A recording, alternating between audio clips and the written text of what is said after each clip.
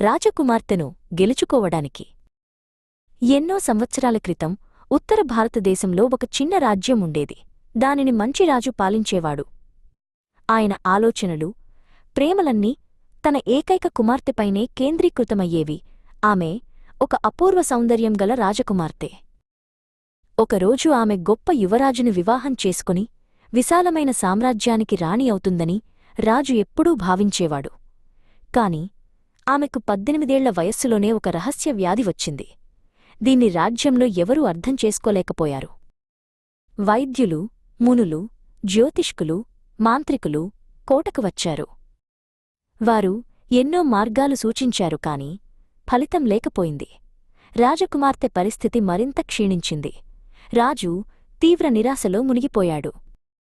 చివరి ప్రయత్నంగా ఈ వ్యాధిని నయం చేసిన ఎవరికైనా రాజకుమార్తె బరువుతో సమానంగా బంగారం ఇస్తానని రాజు ప్రకటన చేశాడు. చివరికి విజయనగరం నుండి 2 వైద్యులు వచ్చి రాజకుమార్తెను పరిశీలించి విచారంతో ఉన్న రాజును కలుసుకున్నారు. మహారాజా, ఈ వ్యాధి చాలా అరుదైనది అని పెద్దవాడు అన్నాడు. సాధారణ ఔషధాలు ఉపయోగం ఉండవు, కాని ఒక ప్రత్యేకమైన రకమైన కమలపండు ఉంది.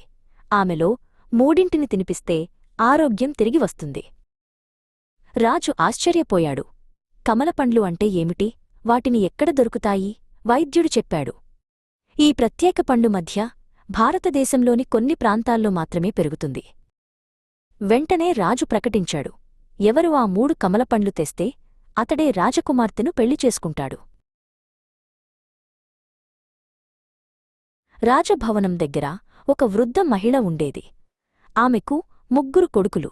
2 పెద్దవారు పనికి అలవాటు లేకపోయినా చిన్నవాడు మాత్రం కష్టపడేవాడు. పెద్ద కుమారుడు రాజకుమార్తెను పెళ్లి చేసుకోవాలని కలలుకంటూ బయలుదేరాడు. వారాల తరబడి ప్రయాణించి కమలపండ్లు తెచ్చి రాజ్యం దగ్గర అలసటతో విశ్రాంతి తీసుకుంటున్నప్పుడు ఒక వృద్ధురాలు అతనిని బుట్టలో ఏముందో అడిగింది. కప్పలు అని అతడు అసహనంగా అన్నాడు. తరువాత కోటలో బుట్ట తెరిచినప్పుడు కప్పలు బయటకు దూకాయి. రాజు కోపంతో అతడిని జైలులో పెట్టమని ఆదేశించాడు.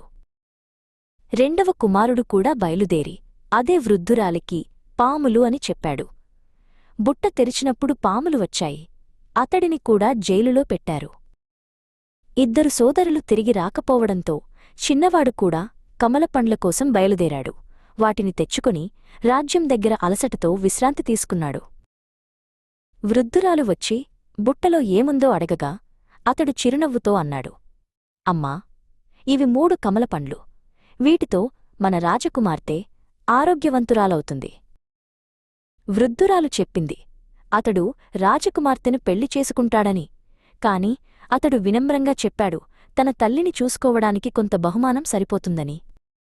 రాజు నీకు అసాధ్యమైన పనులు అప్పగించవచ్చు అని ఆమె హెచ్చరించింది. ఆపై అతనికి ఒక మాయా కొరడా, బంగారు ఉంగరం, వెండి వీణ ఇచ్చింది. వాటిని ఎలా వాడాలో చెవిలో చెప్పింది. రాజమహలంలో బుట్ట తెరిచినప్పుడు 3 బంగారు కమలపండ్లు కనిపించాయి. రాజకుమార్తె వాటిని తిన్న వెంటనే ఆమె ఆరోగ్యవంతురాలైంది. రాజు తన వాగ్దానం గుర్తు చేసుకున్నాడు. కాని పేదవాడితో కుమార్తెను పెళ్లి చేయాలా అనే సందేహంలో పడ్డాడు. కోర్టులో వారందరూ ఆసక్తిగా చూశారు.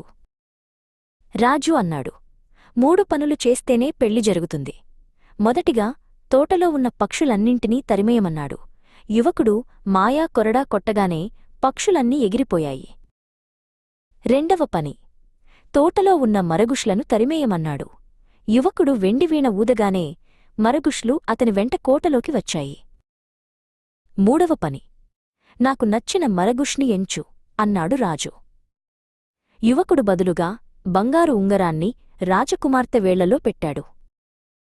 ఉంగరం కుదురుతూ రాజకుమార్తె కేకవేసింది, నన్ను వెంటనే ఈ యువకునికి ఇచ్చి పెళ్లి చేయండి అని. రాజు అంగీకరించాడు. పెళ్లి జరిగింది. అన్నదమ్ములు జైలు నుండి విడుదలయ్యారు. తల్లి సుఖంగా జీవించింది. యువకుడు మరియు రాజకుమార్తె ఆనందంగా రాజ్యం పాలించారు.